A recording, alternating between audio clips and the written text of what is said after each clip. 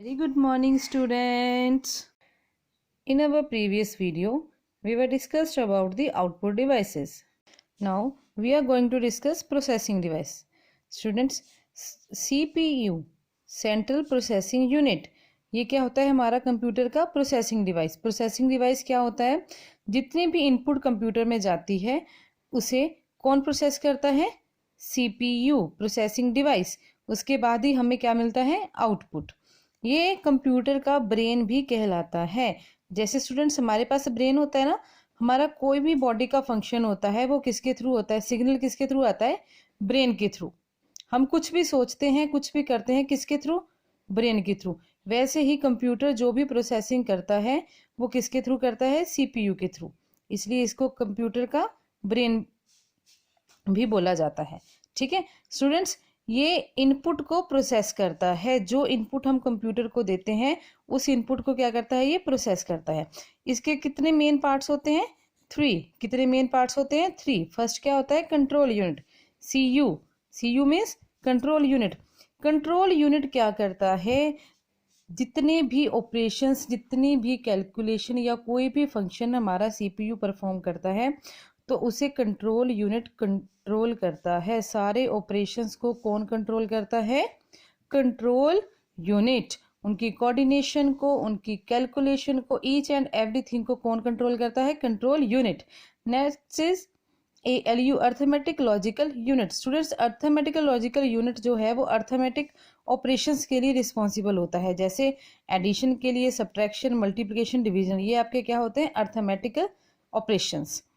It also performs the relational and logical operations. जैसे एक value दूसरी वैल्यू के इक्वल है या उससे बड़ी है या छोटी है या उसके इक्वल नहीं है, मतलब वैल्यूज के बीच में रिलेशंस को आइडेंटिफाई भी कौन करता है? ALU, arithmetic logic unit. Students, next is our memory unit, MU। Memory unit क्या करता है? हमारी इंफॉर्मेशन को स्टोर करके रखता है in the form of instructions and data. Data और इंस्ट्रक्शंस की फॉर्म में हमारी इंफॉर्मेशन को कौन स्टोर करके रखता है? MU means memory unit. It is divided into RAM. RAM means random access memory. ROM means read only memory. Memory कितने पार्ट्स में डिवाइड होती है? 2 पार्ट्स में, RAM and ROM. RAM means random access memory, ROM means read only memory. Students, next our storage devices. Storage devices जो हमारे होते हैं वो किस चीज़ के लिए होते हैं? To record and store the large amount of data and information for a long time. हम जितने मर्जी टाइम के लिए अपने डाटा को इन डिवाइसेस में स्टोर करके रख सकते हैं। ये डिवाइसेस परमा और नॉन वोलाटाइल होते हैं। स्टूडेंट्स, स्टोरेज डिवाइसेस जो होते हैं वो प्राइमरी और सेकेंडरी दोनों हो सकते हैं। अब प्राइमरी स्टोरेज डिवाइसेस कौन से होते हैं? जो कंप्यूटर का पार्ट होते हैं, जो कंप्यूटर में ही फिक्स होते हैं, वो कौन से होते हैं? Primary storage devices. जैसे रैम एंड रोम। हमने ऊपर पढ़ा था, रैम क्या होता है? Random access memory. और रोम क्या होता है? Read only memory. नेक्स्ट है सेकेंडरी स्टोरेज डिवाइसेस, जो हमारे एक्सटर्नल डिवाइसेस होते हैं, मीन्स हम जिन्हें कंप्यूटर के साथ अटैच कर सकते हैं और कभी भी निकाल सकते हैं। जैसे हार्ड डिस्क हो गया, कॉम्पैक्ट डिस्क हो गई, आपकी डिजिटल वर्सेटाइल डिस्क होगी, CD और DVD हम जिनको बोलते हैं, SD कार्ड्स हो गए हमारे, फ्लैश पेन ड्राइव्स होगी, फ्लॉपी डिस्क होगी। ये सारे कौन से हैं? हमारे secondary storage devices. Students, primary device storage devices वो होते हैं जो कंप्यूटर में फिक्स होते हैं, और सेकेंडरी स्टोरेज डिवाइसेस हमारे जो कंप्यूटर्स में होते हैं वो क्या होते हैं? एक्सटर्नल मेमोरी डिवाइसेस, मीन्स हम इन्हें कभी भी चेंज कर सकते हैं। Next are our software. Software क्या होता है स्टूडेंट्स? सॉफ्टवेयर क्या होता है? Set of instructions. इंस्ट्रक्शंस क्या होती हैं? सम काइंड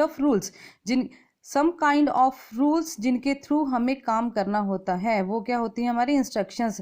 ऐसे ही कंप्यूटर्स की भी इंस्ट्रक्शंस होती हैं जिन्हें हम बोलते हैं सॉफ्टवेयर, जो कंप्यूटर को बताता है कि उसे कौन सा टास्क कैसे परफॉर्म करना है। It is also refer to as program. इन्हें क्या बोलते हैं? प्रोग्राम भी बोलते हैं। हमारे पास डिफरेंट टाइप्स के सॉफ्टवेयर होते हैं, जैसे सिस्टम सॉफ्टवेयर और एप्लीकेशन सॉफ्टवेयर। सिस्टम सॉफ्टवेयर वो सॉफ्टवेयर होते हैं जो क्या कंप्यूटर को मैनेज करके रखते हैं और कंट्रोल करके रखते हैं, जो हार्डवेयर को अलाउ करते हैं काम करने के लिए। सिस्टम सॉफ्टवेयर क्या करते हैं? हमारे कंप्यूटर हार्डवेयर को कंट्रोल में करके रखते हैं और उन्हें अलाउ करते हैं कि काम कैसे करना है।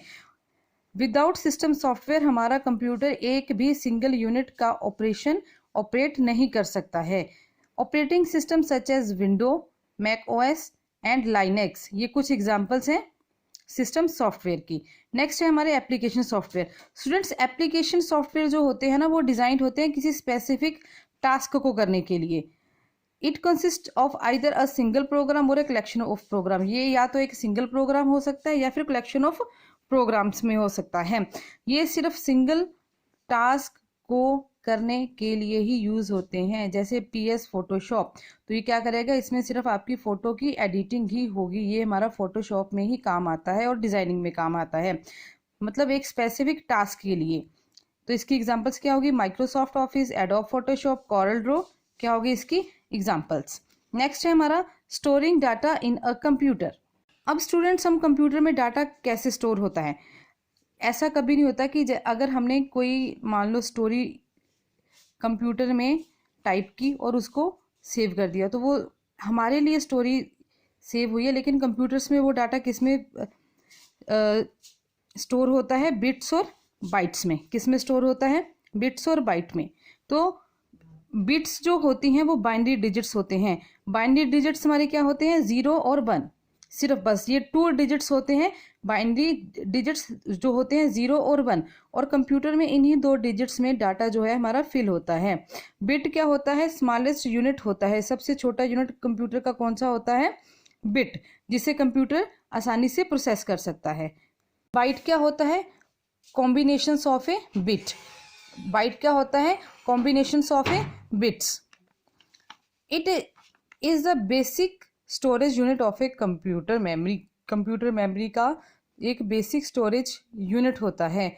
1 बाइट मीन्स 1 कैरेक्टर। 1 बाइट का मतलब क्या होता है, एक सिंगल कैरेक्टर। वो कैरेक्टर या तो अल्फ़ाबेट भी हो सकता है, नंबर भी हो सकता है, सिंबल भी हो सकता है। स्टूडेंट्स, अब 8 bits is equal to 1 byte. 1024 bytes is equal to 1 kilo byte. 1024 kilobyte is equal to 1 megabyte. 1024 megabyte is equal to 1 gigabyte. 1024 gigabyte is equal to 1 terabyte. Students, ये क्या होते हैं आपके कंप्यूटर के मेमोरी यूनिट्स। Thank you.